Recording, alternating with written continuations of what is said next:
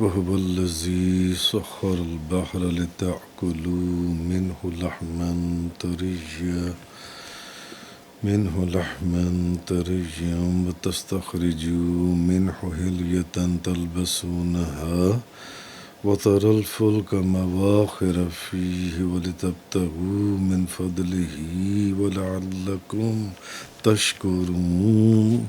اور وہی ہے جس نے سمندر کو مسخر کر دیا تاکہ تم اس سے تازہ گوشت کھاؤ، اور تم اس سے زیور نکالتے ہو جن کو تم پہنتے ہو، اور تم اس میں کشتیوں کو دیکھتے ہو جو پانی کو چیرتی ہوئی چلتی ہیں تاکہ تم اللہ کا فضل تلاش کرو اور تاکہ تم شکر ادا کرو۔ اب اس صورت کے اندر اگر آپ غور کریں تو جب سے یہ صورت شروع ہوئی ہے تو اللہ تعالیٰ نے اپنی وحدانیت کے اوپر اور اللہ تعالیٰ نے اپنی توحید کے اوپر اور اپنی الوہیت کے اوپر دلائل بیان کی، دلائل بتائیں۔ مثلا سب سے پہلے اللہ تعالیٰ نے آسمانوں سے اپنی الوہیت اور اپنی وحدانیت کے اوپر دلائل دیے، استدلال فرمایا۔ پھر انسان کے جسم کا ذکر آیا، انسان کو ایک پانی کے قطرے سے کس طریقے سے، منی کے اس ایک قطرے سے اللہ تعالیٰ نے ایک پانی کے قطرے سے ایک کیسا دلکش اور عجیب انسان بنا ڈالا۔ پھر اس کی روح سے استدلال کیا، پھر حیوانات کا ذکر کیا اور حیوانات کی قسموں کا ذکر کیا، ان میں گھوڑوں کا ذکر ہوا، خچروں کا ذکر ہوا، اونٹوں کا ذکر ہوا، گائے بیل بکریوں کا، جن سے ہم دودھ لیتے ہیں، گوشت لیتے ہیں، جن سے نہیں لیتے، ان سے اللہ نے استدلال فرمایا کہ اللہ کی وحدانیت، کہ ایک خدا کے سوا کوئی اور خدا نہیں ہے اور وہی معبود حقیقی ہے۔ اور پھر نباتات سے اللہ تعالیٰ نے استدلال فرمایا، جس کا ذکر کل پرسوں کے درس میں پیچھے گزرا تھا، اور اس کے ضمن میں پھر سورج اور چاند اور پھر دن اور رات کا بدل کر آنا، اس کے اندر کیا حکمتیں اور کیا چیزیں رکھی گئی ہیں، اور پھر اس سے دلائل بیان فرمائے کہ اللہ تعالیٰ نے اپنی الوہیت، اپنی توحید اور اپنی وحدانیت کے جون سے اس کے اب اس آیت کے اندر اللہ تعالیٰ سمندروں کی مثال دے رہا ہے اور سمندر سے یہ استدلال فرمایا ہے اور سمندر کے بے شمار فائدے اس نے بتائے ہیں۔ اچھا، 3 بڑے فائدے جن کا ذکر کیا گیا ہے، وہ ایک تو یہ کہ تم سمندر سے تازہ گوشت کھاتے ہو۔ اب اس تازہ گوشت سے مراد مچھلیاں ہیں، اور دوسرا فائدہ یہ ہے کہ سمندر سے تمہیں موتی، یاقوت اور بیش بہا جواہرات تم نکالتے ہو، جن میں سے کچھ زیورات تمہاری عورتیں بھی پہنتی ہیں، جون سی ہیں۔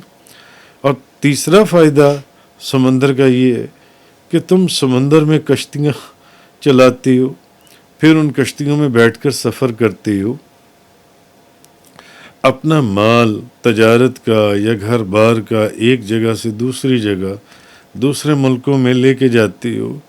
تو اب سمندر کی جو تسخیر ہے کہ اللہ تعالیٰ نے انسان کو سمندر میں تصرف کرنے پر قادر کر دیا ہے، کشتیوں اور جہازوں کے اوپر ایک جگہ سے دوسری جگہ جا سکتے ہیں۔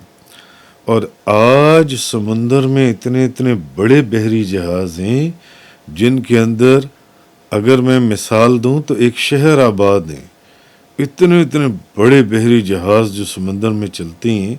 اور یہ اللہ کی بہت عظیم نعمت ہے کہ وہ اگر چاہتا تو سمندروں کو انسانوں کے اوپر مسلط کر دیتا اور سمندر لوگوں کو غرق کر دیتے جن سے، تو ان کے لیے سمندر میں تیرنا، جبکہ اس نے سمندر کو مسخر کر دیا انسان کے لیے، تو سمندر میں تیرنا، کشتیوں کے ذریعے اس میں سفر کرنا، اپنا مال تجارت ایک جگہ سے دوسری جگہ پر لے کر جانا، یہ سب اس نے انسان کے قبضے میں دے دیا۔ اور یہ اللہ کا بڑا احسان ہے انسان کے اوپر، اور یہ اللہ کا بڑا انعام ہے کہ اس نے سمندر کو ایسا کر دیا کہ انسان اس سے آج ہزاروں نہیں لاکھوں فائدے حاصل کر رہے ہیں۔ اب یہ جو اس میں بات فرمائی گئی تاکہ تم تازہ گوشت کھاؤ، تازہ گوشت، اور یہ جو تازہ گوشت ہے، سمندر کے کھانے، سمندر کی مچھلیوں کے گوشت کو کھانے میں انسان رغبت کرتا ہے جو ان سے۔ اچھا، اب اس میں بھی اللہ کی ایک کمال قدرت کا اظہار ہے۔ سمندر کا پانی سخت کڑوا ہوتا ہے، سمندر کا پانی سخت کھاری ہوتا ہے، کڑوا پانی ہوتا ہے سمندر کا، اور یعنی انسان اس کا ایک گھونٹ بھی پی نہیں سکتا سمندر کا پانی جو ان سے، مگر اس کڑوے پانی کے اندر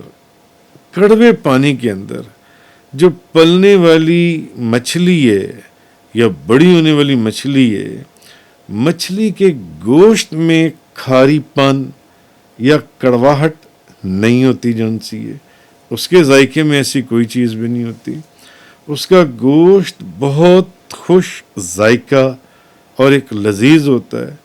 تو اصل تو یہ چیز ہے کہ وہ ذات جو ایک چیز میں اس کی ضد بھی پیدا کر دیتا ہے، تو کوئی ہے قادر مطلق جو یہ سارا نظام جون سے وہ چلا رہا ہے، سارا نظام جس کو وہ اکیلا چلا رہا ہے۔ تو پھر تم اچھا آگے فرمایا کہ تم اس میں کشتیوں کو دیکھتی ہو کہ وہ پانی کو چیرتی ہوئی چلتی ہیں، یعنی اگر تم میں سے کوئی سمندر پر جائے تو وہ دیکھے گا کہ ہوا کا رخ ایک طرف ہونے کے باوجود جن کشتیوں پر بادبان ہوتے ہیں، پہلے بادبانی کشتیاں بحری بیڑے چلا کرتے تھے، وہ پانی کو چیرتی ہوئی وہ کشتیاں آ رہی ہیں اور جا رہی ہیں۔ وَلِتَبْتَغُوا مِنْ فَضْلِهِ، تاکہ تم اس کا فضل تلاش کرو، یعنی سمندر کو تمہارے قابو میں اس لیے دیا تاکہ تم تجارت کی غرض سے سمندر میں سفر کرو، اللہ کے فضل کے لیے، رزق حلال کے لیے۔ آج کروڑوں لوگ سمندر کا سفر کر رہے ہیں، اور اب تو ایسے ایسے جہاز جس کی میں نے مثال دی، جن کے اندر شہروں کے شہر آباد ہیں، سمندر کے اندر چل رہے ہیں، اور ایک ملک کا سامان دوسرے ملک میں، کہیں تیل جا رہا ہے، کہیں کچھ جا رہا ہے، تو اللہ کے فضل سے نفع حاصل کرو۔ اور جب تم اللہ کا فضل اور احسان پاؤ تو تمہیں چاہیے کہ تم اللہ کے اس فضل پر اور احسان پر تمہیں اللہ کا شکر ادا کرنا چاہیے۔ تم اللہ کا شکر ادا کیوں نہیں کرتے؟ تمہیں اللہ کا شکر ادا کرنا چاہیے۔ وَلِتَبْتَغُوا مِنْ فَضْلِهِ وَلَعَلَّكُمْ تَشْكُرُونَ، تاکہ تم اللہ کا فضل تلاش کرو، تاکہ تم شکر ادا کرو، غور کرو کہ یہ ایک وحدہ لا شریک ہے، وہی معبود حقیقی ہے جس نے یہ سارا نظام کس طریقے سے اس نے بنایا ہے۔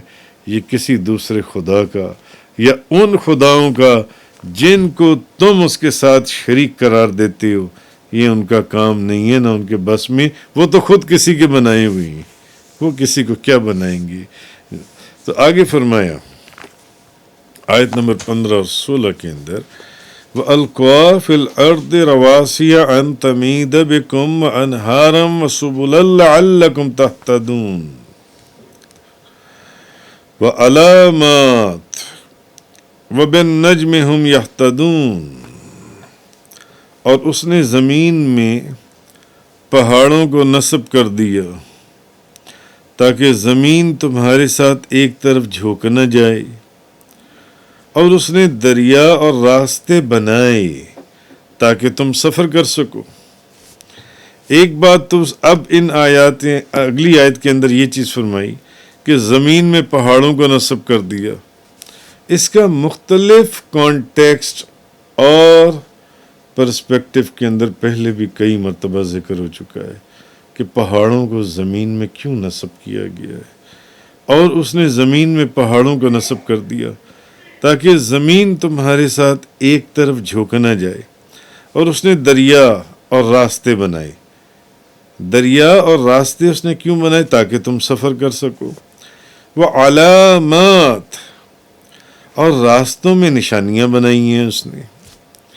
یہ جو پہاڑ ہیں، یہ جو دریائیں، یہ جو جنگلات ہیں، جیسے پچھلی آیات میں ذکر ہوا تھا کہ آسمانوں کے ستارے جو ان سے ہیں، یہ پیچھے ذکر ہوا تھا، اس میں نشانیاں بنائی. اور لوگ ستاروں سے، جیسے اس میں بھی فرمایا، لوگ ستاروں سے سمت کا تعین کرتے ہیں. وہ علامات، اور راستوں میں نشانیاں بنائیں.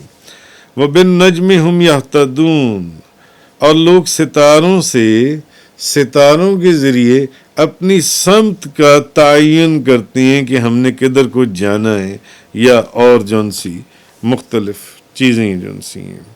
تو زمین، چاند اور سورج کی حرکت سے، حرکت کے حساب سے، زمین کی حرکت، چاند کی حرکت یا سورج کی حرکت، ان کے حساب سے مفسرین فرماتے ہیں کہ سائنسدان جو ہیں وہ اس چیز کو کیلکولیٹ کرتے ہیں، یا یہ وہ کہ چاند، مثلا سائنسدان پہلے ہی بتا دیتے ہیں کہ چاند گرہن کب ہوگا. ایسا ہے یا نہیں ہے؟ پہلے ہی بتا دیتے ہیں چاند گرہن کب ہوگا اور سورج کو گرہن کب لگے گا.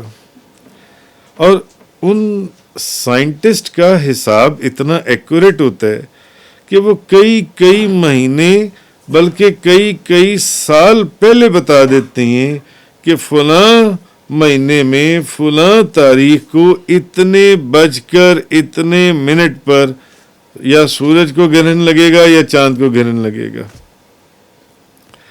اور اتنی دیر تک وہ گرہن رہے گا، اتنے منٹ اور اتنے سیکنڈ وہ رہے گا، پھر وہ گرہن ہٹ جائے گا.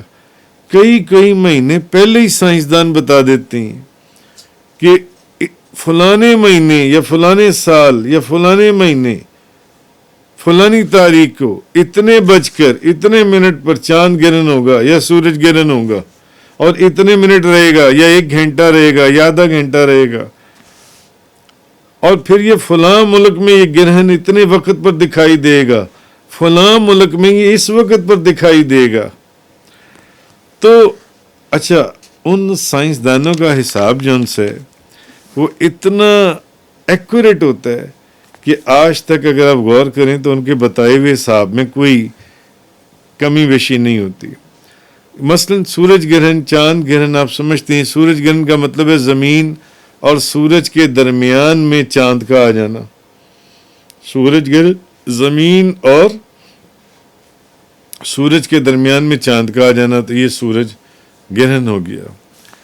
اچھا، اب سائنسدان جو اتنے مہینے پہلے یا اتنے سال پہلے بتا دیتے ہیں، تو سائنسدان جان سی ہیں، کیا یہ جادوگر ہیں؟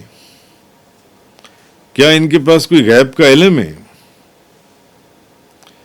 کہ ان کی یہ پیشن گوئی جو ان سی ہے جس کو وہ پریڈکٹ کرتے ہیں یا بتاتے ہیں، وہ اصل میں وہ زمین، چاند اور سورج کی جو حرکات ہیں، ان کے پاس ایسے آلے ہیں، ایسے انسٹرومنٹس ہیں، آلات ہیں، جن کے ذریعے سے وہ اس کا حساب لگاتے ہیں. ان کے پاس مکمل حساب ہوتا ہے، فلانے مہینے فلانی تاریخ اتنے بج کر اتنے منٹ پر سورج گرہن لگے گا یا چاند گرہن لگے گا، اور اتنے منٹ رہے گا، اور اس ملک میں اتنی دیر دیکھا جائے گا، اور اس ملک میں اتنی دیر دیکھا جائے گا، اور اس ملک میں اتنی دیر دیکھا جا سکے گا جو ان سے. تو وہ اصل میں زمین، چاند اور سورج کی جو انہوں نے سائنس پڑھی ہے، کیمسٹری پڑھی ہے، فزکس پڑھی ہے، جغرافی پڑھی ہے، جو کچھ سائنسدانوں نے دیکھا ہے وہ حساب رکھتی ہیں. تو ان کو معلوم ہوتا ہے کہ چاند کس تاریخ کو اور کس وقت زمین اور سورج کے درمیان میں آئے گا اور کتنی دیر رہے گا.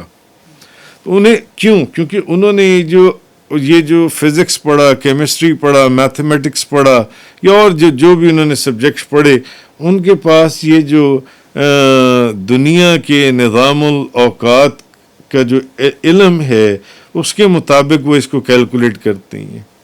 تو اس لیے وہ بہت پہلے سے بتا دیتے ہیں.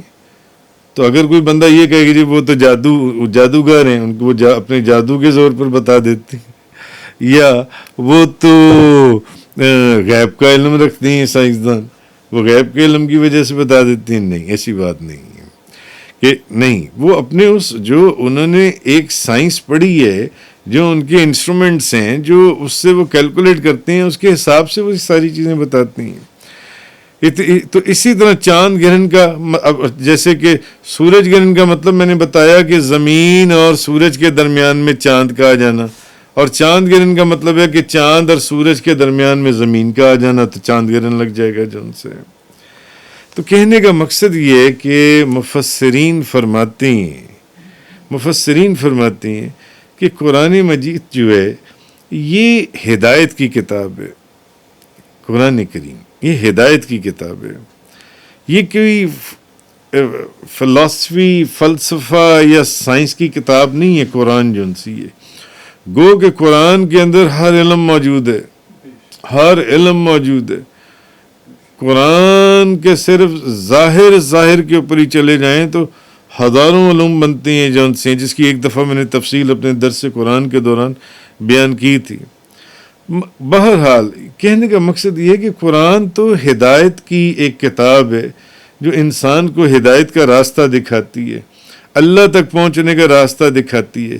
بظاہر وہ ایک سائنس کی کتاب نہیں ہے، یہ فلسفے کی کتاب نہیں ہے. تو قرآن نے اس سے بحث نہیں کی. قرآن یہ نہیں بتا رہا کہ زمین ساکن ہے یا زمین حرکت کر رہی ہے، کیونکہ دنیا میں دنیاوی جو فلاح ہے یا آخرت کی جو فلاح اور کامیابی ہے، اس کا اس چیز سے کوئی تعلق نہیں ہے کہ زمین حرکت کر رہی ہے یا زمین حرکت نہیں کر رہی ہے. تو اس لیے بعض مفسرین نے لکھا ہے کہ علماء کو چاہیے کہ زمین کی حرکت اور یا وہ حرکت نہیں کر رہی ہے، اس کو دین کے اندر اعتقاد کا مسئلہ نہ بنائیں. کیوں؟ وہ بس یہ سمجھیں کہ قرآن جو ہے یہ ہدایت کے لیے آیا ہے، قرآن انسان کو اللہ کے ساتھ ملانے کے لیے آیا ہے، قرآن انسان کو اللہ کا راستہ دکھاتا ہے، جنت کا راستہ دکھاتا ہے جن سے. اچھا، مگر بعض علماء پھر بھی ایسے ہیں جو کہہ دیتے ہیں، جو اسی چکر میں یا ان چیزوں میں رہتے ہیں کہ قرآن میں حدیث میں ہے کہ زمین ساکن ہے، زمین رکی ہوئی ہے.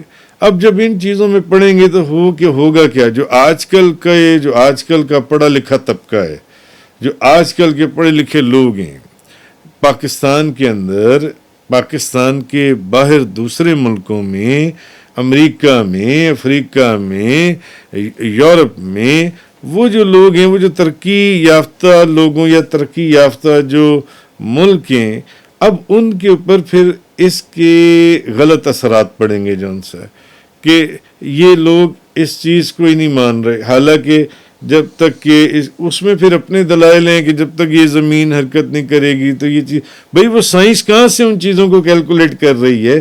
نہ تو وہ کوئی جادوگر ہیں، نہ ان کے پاس کوئی غیب کا علم ہے. سائنسدان کیسے پہلے سے یہ چیز بتا رہی ہیں کہ 8 مہینے بعد یا 2 سال بعد یا 4 سال بعد فلانے مہینے میں فلانی تاریخ کو فلانا دن ہوگا، اتنے بج کر اتنے منٹ کے اندر سورج گرہن لگے گا یا چاند گرہن لگے گا. وہ کہاں سے بتا رہی جون؟ تو اس طرح کی باتوں میں کہنے کا مقصد ہے کہ مفسرین نے لکھا ہے کہ پڑھنا نہیں چاہیے، اس سے لوگ متنفر ہوتے ہیں، اسلام سے جون سے دور ہوتے ہیں، اور دوسری قومیں جون سی ہیں وہ پھر اسلام کا وہ ان کو مذاق بنانے کا ایک موقع مل جاتا ہے جون سے. تو اللہ تعالیٰ اس چیز کے اندر ہم لوگوں کی ہدایت فرمائے. بہرحال کہا یہ گیا ہے کہ اللہ تعالیٰ نے زمین پر پہاڑوں کو نصب کر دی ہے تاکہ وہ اپنے مدار سے ادھر ادھر نہ ہوں. زمین جون سی ہے. اب یہ جو آیت ہے یہ اس آیت میں یہ بھی نہیں پتہ چل رہا کہ زمین کی گردش نہیں ہو رہی ہے، اور یا یہ پتہ چل رہا ہو کہ جناب زمین کی گردش ہو رہی ہے، زمین حرکت کر رہی ہے جون سی ہے. تو کہنے کا مقصد یہ ہے کہ ان چیزوں کو سمجھنا چاہیے.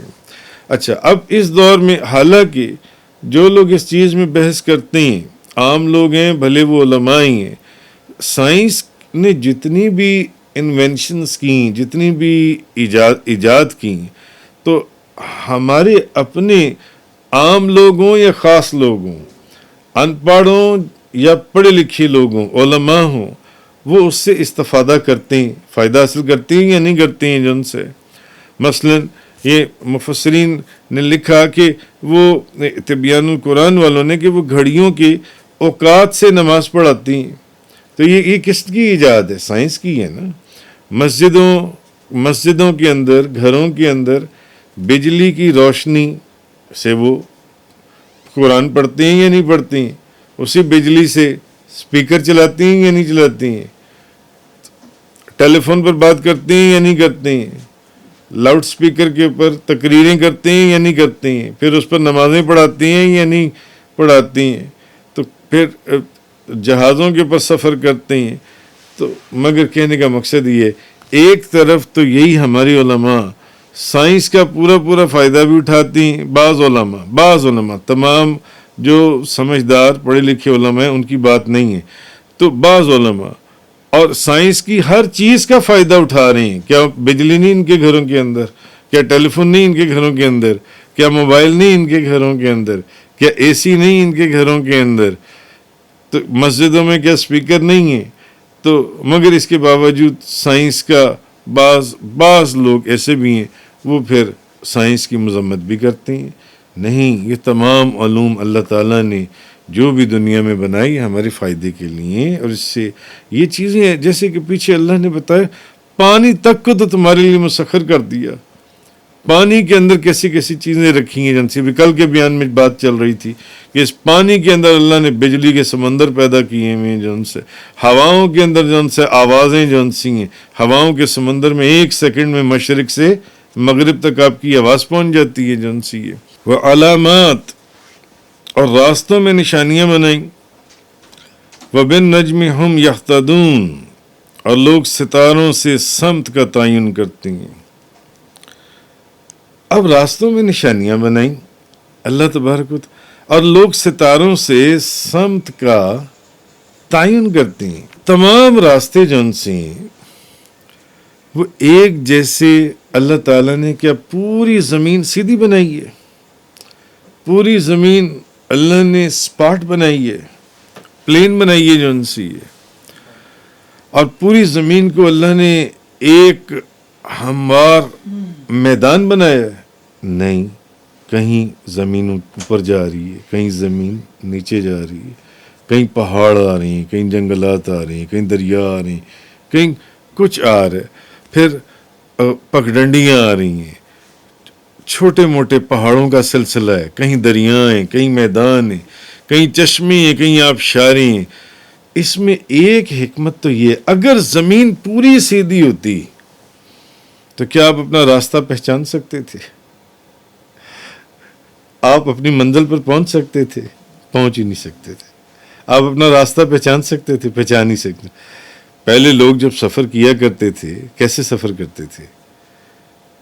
یہ نشانیاں ہوتی تھیں. اب دریا آئے گا، یہاں سے دائیں ہو جانا ہے، آگے یہ چھوٹی سی پگڈنڈی آئے گی، یہاں سے بائیں ہو جانا ہے، آگے چھوٹا سا جنگل آئے گا، یہاں سے سیدھا ہو جانا ہے، آگے پہاڑ آ رہے ہیں، 2 پہاڑ چھوڑ کر تیسرے پہاڑ سے پھر اس طرف کو مڑ جانا ہے. نشانیاں انسان کے آرام کے لیے. تبیان القرآن والے علامہ غلام رسول سعیدی صاحب جن سے ہیں، وہ اپنا ایک واقعہ لکھتے ہیں. کہتے ہیں کہ برطانیہ میں ایک دفعہ گیا، مجھے برسٹل میں جانے کا اتفاق ہوا. برسٹل میں بندہ ناچیز بھی گیا ہوا ہے. تو کہتے ہیں کہ وہاں پر جتنے بھی گھر تھے وہ ایک ہی طرح کے تھے، ایک ہی طرح کے گھر تھے جن سے، ایک ہی قطار میں ایک طرح کی کتاریں تھیں، ایک ہی طرح کے گھر تھے، اور ایسا ہی ہے، ایک ہی طرح کے ڈیزائن ہیں، ایک ہی طرح کے کلر ہیں پورے جیسے جوہر ٹاؤن کے اندر ساری گلیوں کا ایک ہی ڈیزائن ہو، ایک ہی سائز کے گھر ہوں، اور ایک ہی گھروں کا نقشہ بھی ایک ہی ہو، ڈیزائن بھی ایک ہی ہو، کلر بھی ایک ہی ہو، ایک جیسے گھر ہوں، تو جو نیا بندہ آئے گا وہ تو، بلکہ بعض اوقات تو بندہ اپنا گھر بھی بھول جائے گا کہ میں نے کس گھر میں جانا ہے۔ تو وہ کہتے ہیں اس طرح میں برسٹل میں تھا تو یہ ایک واقعہ ہوا، تو جن سے ہم جس گھر میں ہم نے جانا تھا ہم وہ گھر ہی بھول گئے، گھر ڈھونڈتے رہے، اور واقعی میں ہی خود وہاں پر بے شمار ان کے شہروں میں یورپ کے اندر دیکھ کر آیا ہوں کہ جن سے وہاں علاقوں میں ایک جیسی سڑکیں ہیں، ایک جیسے گھر ہیں، ایک جیسے ڈیزائن ہیں، ایک جیسے، بلکہ ان کے نقشے بھی ایک جیسے ہیں، جس مرضی گھر میں چلے جائیں، سائز بھی ان کا ایک ہی ہے جن سے۔ مگر اللہ تعالیٰ نے انسان کی آسانی کے لیے زمین کو اگر چاہتا تو بالکل سیدھا بنا دیتا، بالکل سیدھا، مشرق سے مغرب تک بس سیدھی زمین ہوتی، کوئی نشانی، یہ سب نشانی ہیں، یہ آبشاریں، یہ دریا، یہ سمندر، یہ پہاڑ، یہ ستارے تک۔ پرانے جو لوگ سفر کرتے تھے آپ ان سے پوچھیں کہ وہ سمت کا تعین کس طرح کرتے تھے، تو اس نعمت کی قدر انسان کو اس وقت ہوتی ہے جب اس کا گزر، یہ جو آسمان کے اوپر ستارے ٹانگے ہوئے، کہ اس کا گزر کسی بہت بڑے ریگستان سے ہوتا ہے۔ اور پہلے جو لوگ سفر کیا کرتے تھے یا سمندروں میں سفر کیا کرتے تھے تو سمندروں میں ان کے پاس سائنسی آلات ہوتے تھے جو آج کل موجود ہیں؟ نہیں۔ تو وہ کیسے اپنے ایکوریٹ اسی ملک اور اسی شہر کی بندرگاہ کے اوپر ان کا بحری جہاز جا کر لنگر ڈالتا تھا؟ کیسے؟ وہ ایسے کہ اس سمندر کے اندر رات کے وقت وہ ستاروں کے ذریعے اپنی منزل کا تعین کرتے تھے اور ادھر اپنے بحری جہاز کا رخ موڑتے تھے، اس طرف کو اپنے بحری جہاز کا وہ رخ موڑتے تھے جان سے۔ تو کہنے کی مقصد یہ ہے، جن سمندروں میں اور ریگستانوں میں مسافروں کے لیے جو راستہ ڈھونڈنے کی کوئی چیز نہیں تھی، اس کے لیے اللہ نے یہ نشانیاں بنائی، زمین میں اس طرح اور آسمانوں میں اس طرح جون سے۔ تو قدیم زمانے سے لے کر آج تک انہی ستاروں کے سہارے جون سی ہیں، وہ مسافر جون سی ہیں، وہ اپنی منزل کی طرف رواں دواں رہا کرتے تھے۔ تفسیر قرآن کا یہ لیکچر انگلش میں سننے کے لیے براہ کرم ڈسکرپشن میں موجود لنک پر کلک کریں۔